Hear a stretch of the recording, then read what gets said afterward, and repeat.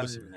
le procès en appel s'est tenu, au printemps et il s'est trouvé qu'en septembre 2025, Google a avoué devant la Chambre des Oui, représentants, c'est vrai. des États-Unis, ce qui s'appelle le comité judiciaire qui est, géré par Jim Jordan, un républicain. Google a avoué avoir, censuré, des vidéos, du contenu, sur ordre principalement de la Maison Blanche Mmh. sous l'ère Biden.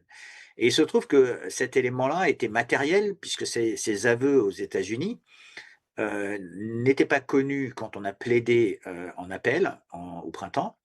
Et il se trouve que, avec, maître Prota, on a décidé de faire ce qui s'appelle une demande de réouverture des débats et en disant qu'il y a un fait matériel nouveau que la cour devrait prendre en considération avant de prendre sa décision. Mmh.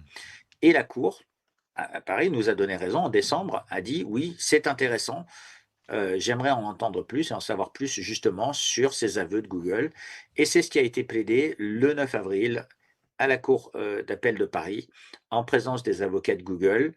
Une plaidoirie qui a été, on va dire intéressante parce que, elle couvre non seulement les sujets Covid, mais il se trouve qu'au travers de tous, les recherches que l'on a fait, on s'est rendu compte avec toutes les déclarations que Google a fait et les documents que Google a fait, qu'il y avait une censure politique derrière. Censure politique de l'ère Biden. Parce qu'en 2020, on était le seul média à avoir interviewé Robert Kennedy, qui est aujourd'hui ministre de la Santé.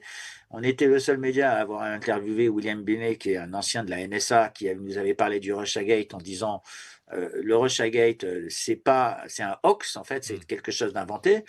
Et puis, il y avait quelques articles contre Biden, notamment, qui étaient publiés en janvier 2021 en parlant de l'élection miraculeuse de Joe Biden.